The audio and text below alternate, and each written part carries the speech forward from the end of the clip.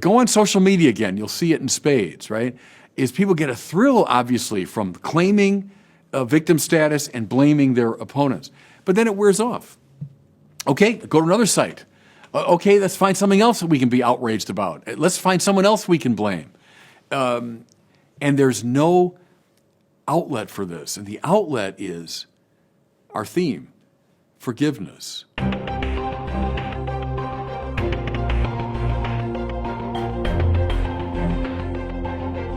Welcome back to the Word on Fire show. I'm Brandon Vaught, the Senior Publishing Director at Word on Fire. Today we're going to be discussing the fading of forgiveness, why the practice of forgiveness has seemed to have dwindled in recent years, also the connection between forgiveness and God, and specifically Christianity. Before we get there though, Bishop Barron, welcome. It's good to see you. Hey Brandon, always a joy to see you. How are the kids doing in Orlando? We're doing pretty well. We're back in the school year now. We're, homeschooling, so we kind of start a little bit before the public schools kids get back, but lots of activity in the Vaught household. Couple of exciting updates here from Word on Fire. One of them is today. So today, which is Monday, August 9th, we're beginning our Word on Fire Institute Faith and Science Summit. It's a free online summit. You can sign up at wordonfire.institute/science. And we have all sorts of wonderful presentations from experts in the fields of faith, theology, and science. Some of the topics being discussed include artificial intelligence, extraterrestrial life, free will, the Big Bang, evolution, and more. So maybe you have questions probing these issues. Maybe you have college-age or high school-age students or children who have questions about these issues. If so, go to the website wordonfire.institute/science and sign up for free for this Word on Fire Institute Faith and Science Summit.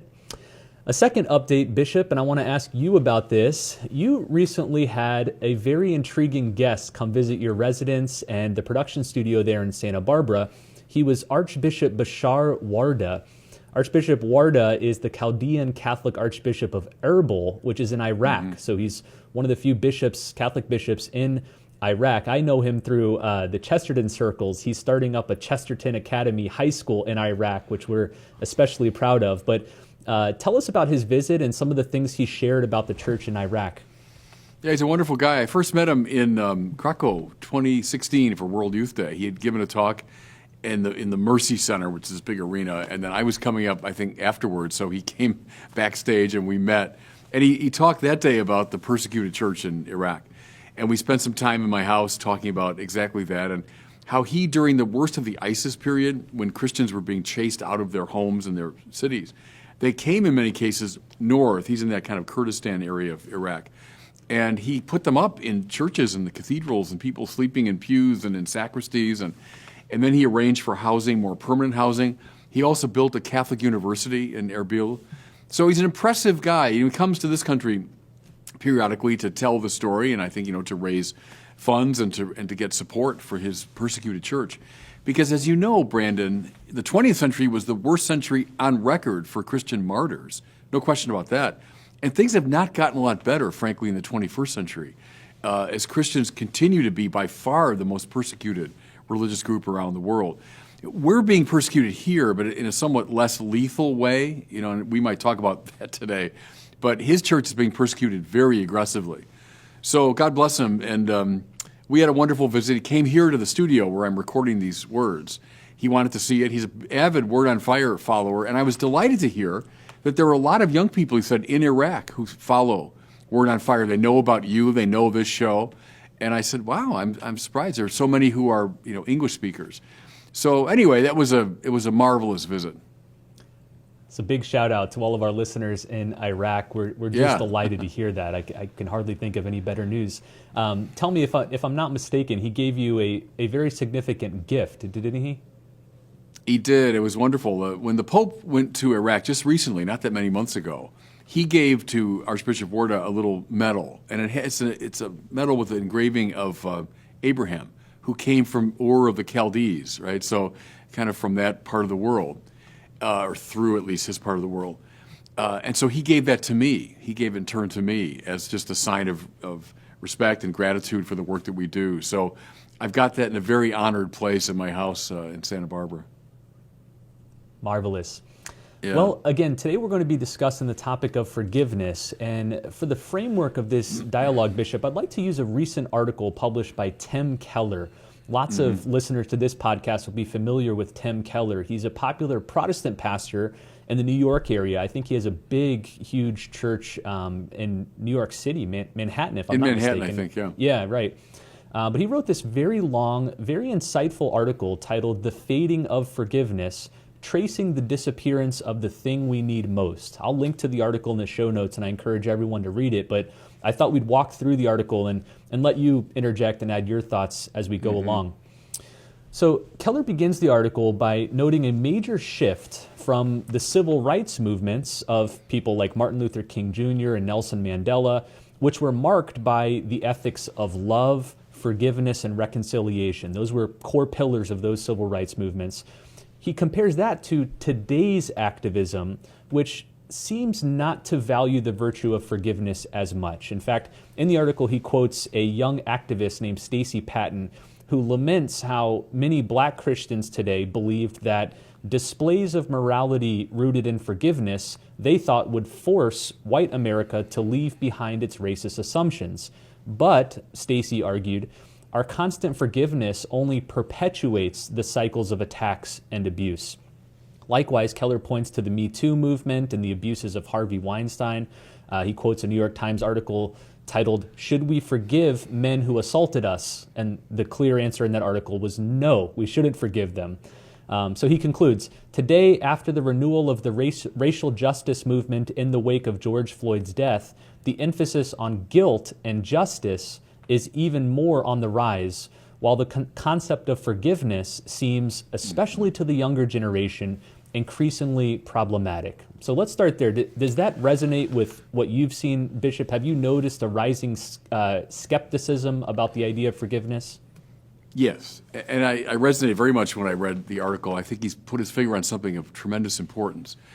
You know, look, on the one hand, is there a very legitimate concern we should always have for justice? And the answer to that clearly is yes. Justice is one of God's great attributes. He's the just one.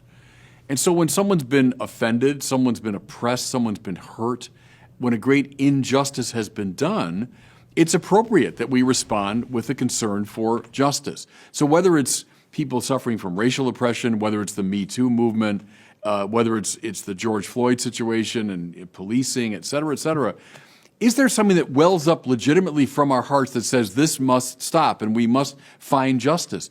Yes.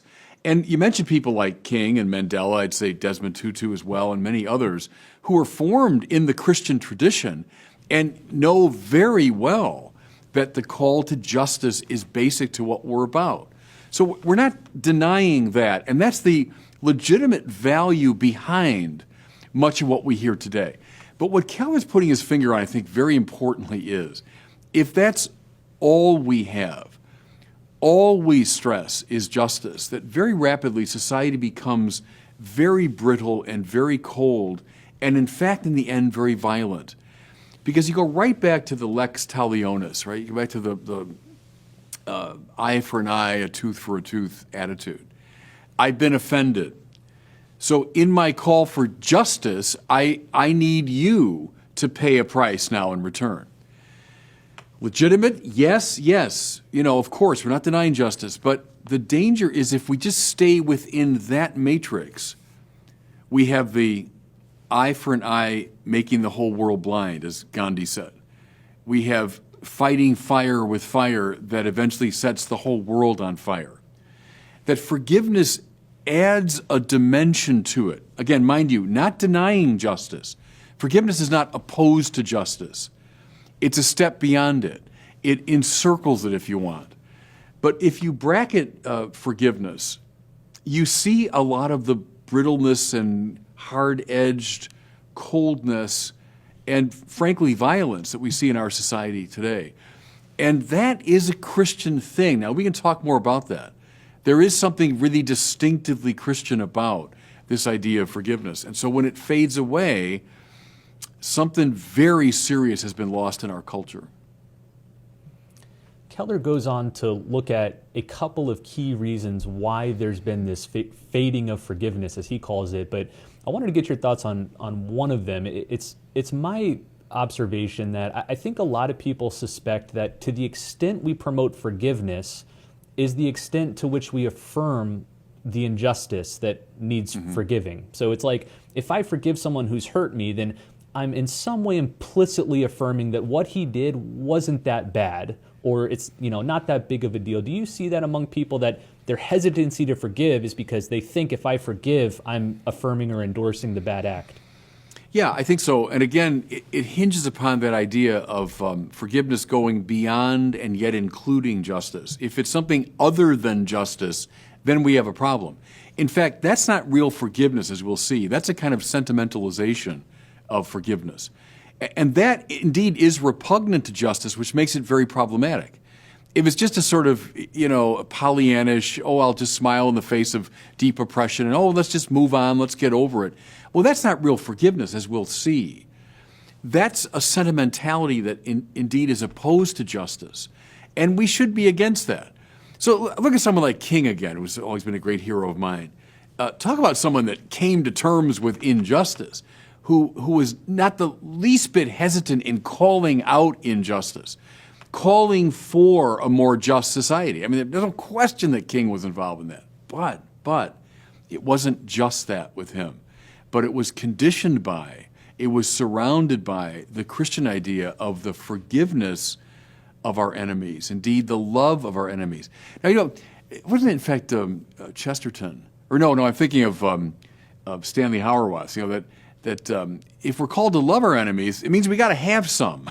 And I think the point there is that's not a sentimentalization, like, I don't have any enemies. I love everyone. Everyone's wonderful. No, if you're called to love your enemies, it's because you've got some. In other words, there are people that do real injustice. They really are enemies to you. But now I'm called upon not just to reestablish justice, but to love my enemy. And that's another dimension. And Keller, again, is saying, I think, when that's lost, something vital to our whole society is lost. I think the Chesterton line you had in mind, he says, the Bible tells us to love our neighbors and also to love our enemies, probably because generally they are the same people. Yeah, that sounds like Chesterton, right? Okay, let's keep going. Again, Keller puts his finger on what he sees as two major reasons why forgiveness has been fading. Number one is what he describes as our therapeutic culture. He says, our culture has taken a strongly inward turn. And I'm going to quote him here a couple sentences. He says, while all other cultures have stressed the importance of community and the need to forge a personal identity that negotiates and aligns with the common good, modernity stresses looking inward to forge one's own identity based on our desires and then moving outward to demand that society honor our individual identity and interests. He then quotes a theologian who says that if all that matters is individual autonomy, then forgiveness and reconciliation, which are designed to foster and maintain community, are of little importance. What's the link that you see between forgiveness and community? Yeah, it's a super important observation he's making there, I think. Again, let's stress first the value behind the position that we're going to be eventually distancing ourselves from. The value is there is something to coming to one's own sense of freedom, integrity, worth, and value. There is. There's something, of course, good about that. Take a little kid. You're not going to say to a toddler or like an early adolescent, okay, just forgive anyone that offends you, give yourself away, be a person of radical love. Well, see, in a way, the kid isn't capable of that yet because the kid has to come to some sense of appropriation. They know what's their own. They know who they are. That's okay that we go through a period of that kind of appropriation. Because nemo dat quod non habet, right? You can't give what you don't have. So only when you have a sense of self, a legitimate one, your own desires, your own wants, and so on, that you can actually give it away as a gift. So that's the value behind, self-assertion and knowing who I am. And let's say someone has grown up in a nonstop oppressive context. So psychological oppression, like someone coming of age in a family of deep dysfunction and physical abuse or sexual abuse or whatever it is. And well, that young kid needs to be affirmed. You know, you don't just say to someone who's been under constant oppression, oh, forget about your own desires, just give yourself away in love. Well, they don't have that integral self, perhaps, to give away. And so I get it. Sure, there's a value to that. Again, I think, though, what Keller puts his finger on is when we hyper-valorize or we valorize that in a one-sided way, then something goes wrong. Stay with us, Brandon. I think we've talked before about Richard Rohr and his thing on the initiation rituals of primal peoples, right? And Rohr, I've always appreciated this, would say the end result of these rites of initiation, where you take a young person out of his domestic setting, you know, where his needs were met and his desires were articulated and people took care of him. Okay, appropriate for that stage of life. But then they take him out of that context and they challenge him. They scarify him in some way. They put him out into nature to survive. They bring him into a wider horizon even of spiritual reality. The point is, okay, now that you kind of have a sense of yourself, let me draw you into worlds that go way beyond your desires and your self and your affirmation. And I know I'll forget at least one of these, but Rohr would say the principles behind these initiation rituals. Life is hard. There's the first one. That's why they scarify you often. Well, how many people today demand to live in safe space all the time? Well, I'm sorry, life is not a safe space. It is for a little kid appropriately. You try to keep a little kid as safe as possible, protect him because he's very vulnerable. But part of coming of age is to realize the world is not a safe space at all. I think a second one is you're going to die. So this keen sense of, look, I'm not the center of the universe. In fact, my life's going to come to an end. A third one, you're not that important, is a purpose of the initiation ritual. And then the last one I can think of is the one that I often cite. Your life is not about you. Now, my point here, Brandon, I hope I'm not rambling too much, is a sense of protection, of safety, of coming to self-possession. All of that is fine and appropriate. But at a certain stage of life, you have to now break free of that and be drawn into, I'll state it positively now, drawn into a world of objective value that goes way beyond your little private concerns. That's what we want. And see, I agree with Rohr, who said we live in a society filled with uninitiated people. Part of the role of religion has always been to initiate people, to draw them into these higher worlds. I think that's a big part of our problem here. So that was the first reason that Keller cites for this fading of forgiveness, our therapeutic culture and its inward turn. If forgiveness and reconciliation are primarily a communal act, then the more we move away from community to the individual, the more forgiveness fades. The second thing he puts his finger on, though, is what he describes as religion without grace. Religion without grace. He comes at it from a couple different angles. Here's the first one. He says that what's become known as cancel culture tends to atrophy forgiveness. He affirms that we have this shame and honor culture of victimhood, which some have identified as a new secular religion. And I'm going to read you what he says about it. It's a couple paragraphs, but I think worth citing. And then again, I'd like to get your thoughts. Keller says, in this new culture, companies, institutions, and governing agencies are now tasked not with treating all individuals equally, but with the moral obligation to defend victims, those who have been oppressed by the powerful. This provides a second ring of honor in the emerging culture. While the highest honor goes to the victims themselves, it secondarily comes to the defenders of victims. This new honor society, also called cancel culture, ends up valuing fragility over strength, creating a society of constant good versus evil conflict over the smallest issues as people compete for status as victims or as defenders of the victim. All of that atrophies our ability to lovingly overlook slights, But most of all, it sweeps away the very concept of forgiveness and reconciliation. Forgiveness is seen now as radically unjust and impractical, as short-circuiting the ability of victims to gain honor and virtue as others rise to defend them. How's that sound to you? Yeah, there's a lot there. Of course, we could go on for a month about those implications. The whole victimhood idea. Let's start again the way I've been doing it. What's valuable? What's good in this? There are real victims. So we shouldn't be blind to that. Go up and down human history. It's something like, as Father Steve always says, a Bluebeard's closet. I mean, you open up the closet of history and you're going to find skeletons and skulls. And, history is this terrible slaughter bench, as Hegel put it. So massive injustice and so on.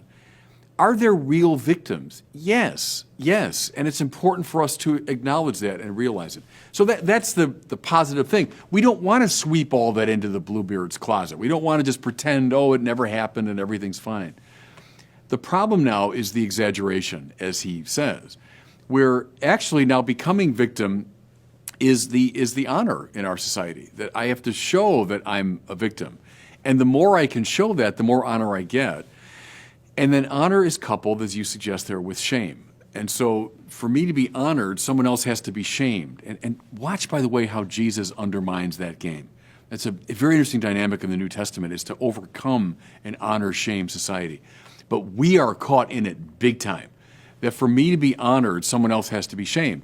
So what you get there is the microaggression and cancel culture. So the microaggressions, I'm being offended all the time. So not just, I was a victim of the Holocaust, or I was a victim of American chattel slavery, but now I'm a victim because you looked at me cross-eyed, or because you said a little word that I choose to be offended by, or you did something that you never intended. No one else would notice, but I noticed it. Now we're in a very negative, very problematic space. But what I'm trying to do is constantly build up the treasury of honor. And I'm honored by being victimized. But the concomitant, again, which is really dangerous, is in each one of those, someone else has to be shamed. Now, what you have, therefore, is an antagonistic society. You have an antagonistic social theory. It's always going to be, it has to be, us against them.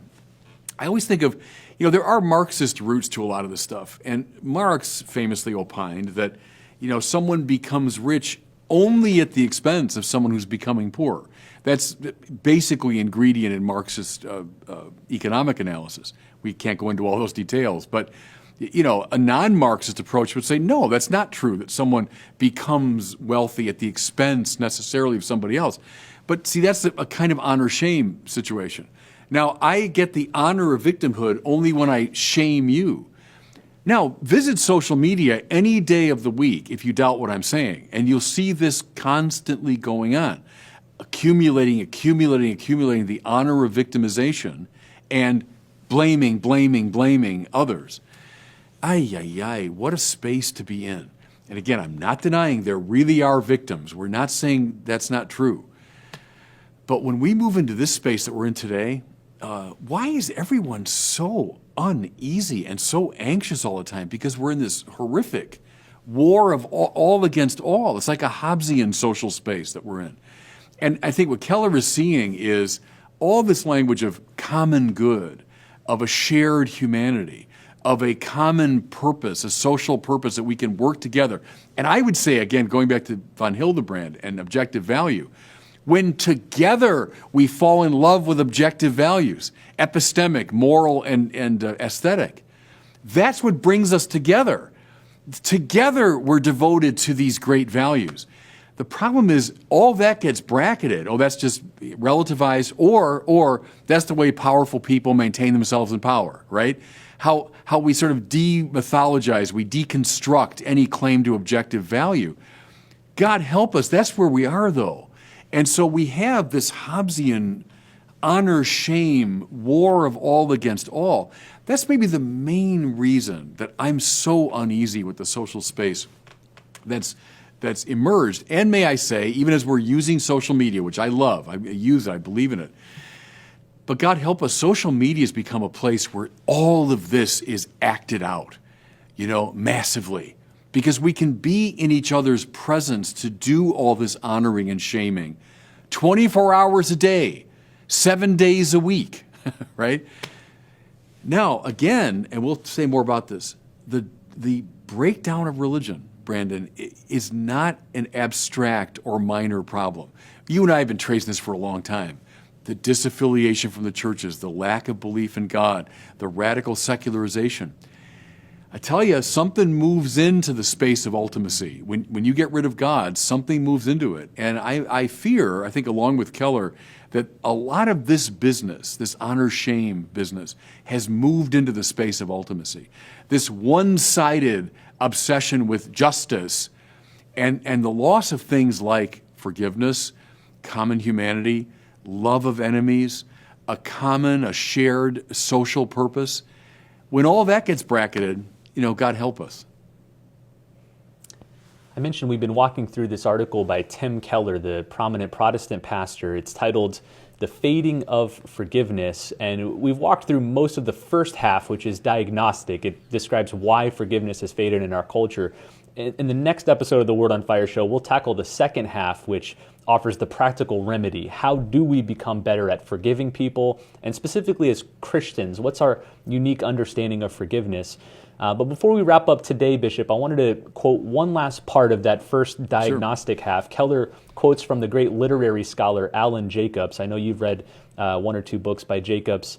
I thought this was a great pithy diagnosis of this problem, which Jacobs describes as an addiction to vindictiveness. An addiction to vindictiveness. Here's how he says it. When a society rejects the Christian account of who we are, it doesn't become less moralistic, but far more so, because it retains an inchoate sense of justice, but it has no means of offering and receiving forgiveness. The great moral crisis of our time, he says, is not, as many of my fellow Christians believe, sexual licentiousness, but rather vindictiveness. Social media serve as crack for moralists. There's no high like the high you get from punishing malefactors. But, he says, like every addiction, this one suffers from the inexorable law of diminishing returns. The mania for punishment will therefore get worse before it gets better. What do you think of that? Absolutely right at every point, it seems to me. And that's why, go back to microaggressions again. How come we have to keep inventing microaggressions? For this very reason. We have to keep generating the energy behind victimization and shaming. Go back to St. Paul, who very early on saw the danger of the law. Even as he reverenced the law as a pious Jew, he saw the danger of it. Namely, I will use the law now to puff up my own ego and to attack you. And, we religious people, we know all about this. It's up and down the centuries. The more I know of the moral law and the more detail I can summon, the more I can aggrandize myself. Hey, I follow this.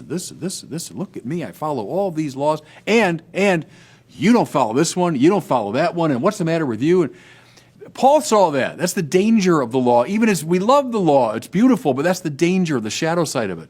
Well, see, again, in a similar way, Brandon, understanding that there are real victims, that we need to address them in justice, is that a good thing? Yes. As I've said now many times, that's a good thing. But watch how it bears a shadow side, which is just this. So becoming a victim, that's good for me. So I'll become a victim in this way, and this way, and this way, and that way. And when I run out of those, I'll invent microaggressions that make me more and more and more and more of a victim. And the more I do that, concomitantly, I can blame you and you and you and you and you and you. And I love that language of it's like crack. It's like something I get addicted to. I need to keep generating this all the time. And diminishing returns, as with any addiction. I get a thrill from it. Go on social media again. You'll see it in spades, right?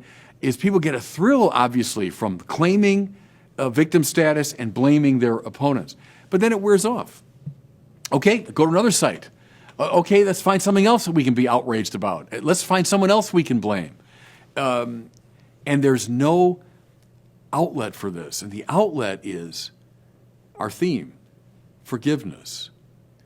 Working towards something like real reconciliation so that we're not simply in this war perpetually of all against all.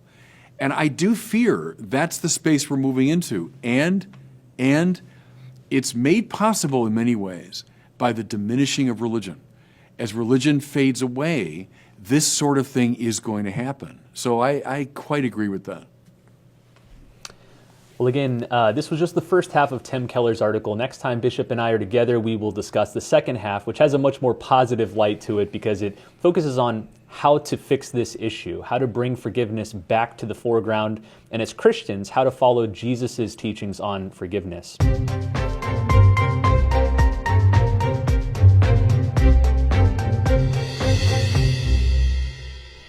Well, it's time now for our question from one of our listeners. Today we have one from Robert in Ohio. He's asking a very metaphysically high-level question about God, creation, and the universe. Here is Robert's question.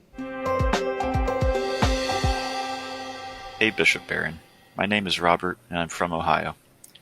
My question is, how did God create the universe if not from potentiality? Did God always have the idea to create the universe before time existed? My Orthodox friend and I debate this and many other topics and would like to hear what you have to say. Thanks. Yeah, as Brandon says, that's a very searching question, and we need a whole university course to really get to the bottom of it. First of all, potential, keep in mind the ambiguity in the Latin potentia. It can mean power, and God has nothing but that. He's all-powerful. But potentia can also mean this possibility, which is unactualized. And there God has none of it. So we say God is actus purus. He's pure act. There's no potentiality. If there were, God would be a conditioned being, to some degree susceptible to being caused. And so that can't be the case. Having said that, we have to make a further distinction between what is necessary in God, so that God has certain attributes that's necessary. We can't say, well, God will choose not to be omniscient. God will choose not to be all-powerful. No, that belongs to his nature. In a similar way, for example, that the Son proceeds from the Father necessarily. Yeah, the Father didn't choose to give rise to the Son. There is an automatic quality to that procession. But then we distinguish between that and those things that God has indeed chosen to do. So God didn't have to create. It doesn't belong to his essence. God would be utterly God even without creation. Another way to put it is the world adds nothing to God's greatness. So there are certain things that God does that are done freely, we say. But it wouldn't involve potentiality in the sense of an unrealized possibility. So I would just make that set of distinctions, and we'd have to do a whole university course to fill in all the details. Well, thanks for the great question, Robert. And to all of our listeners, I want to give you one more reminder about the Word on Fire Institute Faith and Science Summit. It starts today, Monday, August 9th. It lasts through August 12th throughout this week. It features a series of presentations, each of them with a Word on Fire Institute fellow joining a fascinating guest from one of a variety of scientific disciplines, discussing this intersection of faith and science. You'll hear about topics including artificial intelligence, extraterrestrial life, free will, the Big Bang, evolution, and more. We've got priests, we've got physicists, we've got astronomers, we've got the whole gamut of experts on all these fields, and it's all free.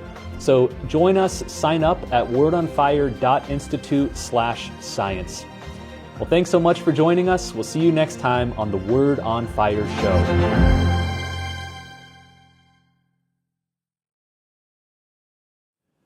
Thanks so much for watching. If you enjoyed this video, I invite you to share it and to subscribe to my YouTube channel.